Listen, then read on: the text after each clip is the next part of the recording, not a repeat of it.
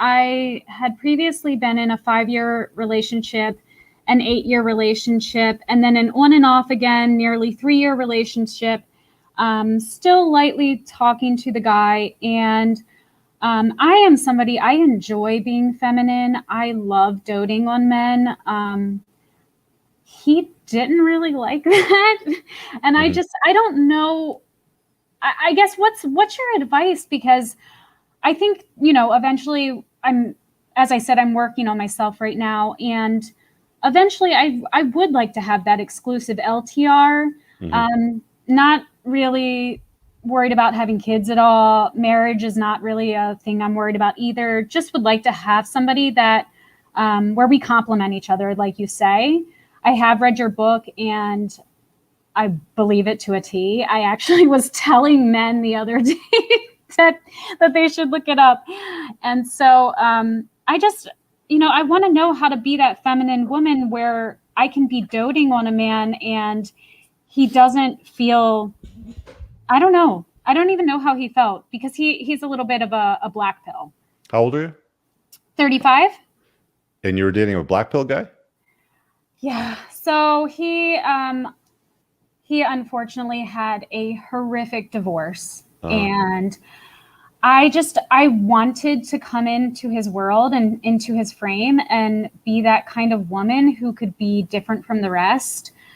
Because he shared with me how the other women had been. And I know that him and I have a different type of relationship than he's had with other women. And I just, I just want to be a quality woman to somebody. And I'm just not really sure where to go from here. And if you have any advice in terms of like that dating and how to become a better woman, working on the red flags that I identify with in your book. So just wanted to hear. Which were the red flags that you identified with?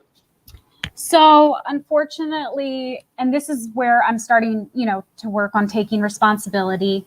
In my very early 20s, I put myself in some situations where things ended up happening that I wouldn't have desired to happen. And I did take on a victim mentality because I was terrified for the longest time.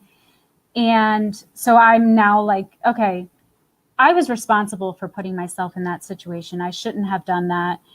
And I just— Can you give me a little more clarity on what the situation was? Because it's pretty vague right now. I mean, you're totally anonymous aside from your first name, but. So I had, I was roofied more than once. Okay. So partying, like raves, nightclubs, stuff like that. So how it started out was the 5-year relationship was, and I hate this term, but it was a high school sweetheart. And I had this fantasy world that I was going to be with one man my entire life. And that's what I wanted to, I've always wanted to be a doting woman.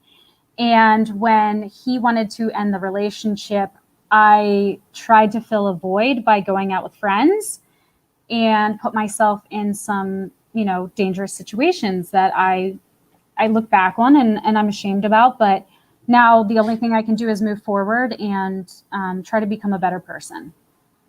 Okay. So, I mean, first of all, you want to stay away from anybody with a victim mindset. Like the toxic feminist narrative is a victim mindset that men should avoid. There's men that behave the same way where they have the victim mindset, right? All women are horrible. They're brutal. They're all going to, like take advantage of you, take all your shit and then dump you and go and bang chat. Okay. Well, that's hypergamy kind of, defined in their own way. But at the end of the day, like if you're on your purpose, if you've got options, if you're putting yourself first, stuff like that doesn't really cross a man's mind, right? So just stay away from anybody with a victim mindset. You can't win at life with a victim mindset. So that's the first thing. Where do you live? Like what part of the country?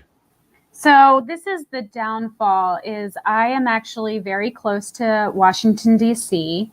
And I have had to cut out a large volume of women from my life. And then, of course, limit some family interactions because my values just don't align with the women here. Okay. So can you move? Can you go somewhere else? So that's something that I've been, looking into some. There are some areas that I'm interested in. and just it's kind of going in the way of what's going to work out professionally in terms of where I can land. So that's kind of what's a little bit holding me back at the moment. But I would like to be in an area where a feminine woman is I guess you could say the norm, because it's not where DC. Yeah, right. So that would be your first step, would be to basically move to a target rich environment. Like I would tell guys not to live in Washington, DC if they could avoid it, right? Because they don't have a lot of choices when it comes to feminine, more conservative type of women over there that are going to respond well to a top shelf guy that's an alpha male, that's unplugged from the BS lies and all that sort of stuff. So move to a more target rich environment would be the first thing. The second thing is, if you're working on your red flags, awesome. Make sure you get those out of the way. But yeah, like guys with victim mindsets are a big no-no. What age range are you dating in? So I will say I had been dating at a younger age range, and I was experiencing something that my other friends weren't when I was, out looking. Mm-hmm. And I was experiencing men who were putting pressure on me about marriage and children, and it was making me feel uncomfortable because I've always been on the fence for both. So you're 35. What age range have you been dating in though? So the one that's been the on and off 3 year, he is 3.5 years younger than me. Okay. So early 30s. He's early 30s. I'm mid 30s. But I am thinking, when I am ready to get back out there, I would ideally like to look at men in their 40s. Yeah, ideally you probably want to go about 10 years older than you is what I would say, like 40s, 45. You'll find lots of guys that are well put together. You might have some guys that have been through the divorce grinder that it might have some kids in tow and a little bit of baggage. But if they've got their heads screwed on right and, they're doing the work, they'll be fine. Like, you don't have any kids? I have no kids. I just have nieces, and I like and prefer to be an aunt. Yeah. Okay. So like you're kind of a unicorn. There's not a lot of women your age that kind of had their head screwed on right, that are, clear on what the end goal is. Stick to that, and just put yourself out there. But ideally, your best bet's going to be to move to a more target rich environment. If you want to hunt deer, go to where the deer are at. You're not going to find, it's going to be unlikely that you're going to find the kind of guy that you're looking for where you live. So a big part of fixing this is moving to where you've got a better environment that's going to facilitate that. And if I wouldn't date guys younger than you, like generally speaking, when younger men date older women, and there's not a huge age difference, between, 33 and 35 or whatever. But you get the idea, like relationships tend to work out better when the age range difference is, of course, in the favor of the guy, which, believe it or not, at the end of the day works out for the women too. There's a lot of guys out there that are still well put together in their 40s, and you're going to hate hearing it, but guys, age like a fine wine, and women tend to age like milk. But it's the reality of men and women. It's just a fact. So just get yourself out there and just start doing it, right? And just one other thing. So in my 20s, I think I did something that a lot of women do, and I didn't just try to fill a void by dating the wrong men, but I also tried to fill a void by spending money that I shouldn't be spending. And so now in my 30s, I'm, heavily working on reversing that. And as somebody from a financial background, what would you recommend there as well? How much debt do you have? Much more than I want to admit. Okay, so I need a number. 60K. Okay. And is it student debt or is it unsecured debt? So it is about 1/3 student debt. I have a 10K car, and then the rest was consolidated from my poor choices in my youth. Okay. Do you have a big notch count? Around 20. Okay. Well, that's going to come back to haunt you at some point if a smart guy catches wind on that. So make sure you're not riding the carousel still. As far as the debt goes, the 60 grand, if you've got student debt, you're going to have to pay it off. As far as I'm aware in the US, there's no real plan that lets you settle it or go insolvent with it or anything like that. And it doesn't sound like you're having a hard time managing it. It just has, what you're telling me is you have a hard time paying it off, right? So you're not really paying the balance down. You're carrying it month after month. So right now, I have it in a loan form, and I try to pay more each month than what is actually due. Well, debt is a math problem, you know, so it's spend less than what you make and then just apply, you know, disposable income towards that. So if you've got preferences in life that you're going to need to set aside, I'm just going to go with the standard stuff. So you're going to have to forgive me: handbags, shoes, you know, the standard crap. Set it aside, minimize your expenses, and throw as much as you can at the debt problem. Tackle whatever you can to at least get some wins. You know, if you've got unsecured debt, like, are you a property owner? Do you have a house or condo or anything? No, I'm a renter. Okay, so do you have any assets to your name?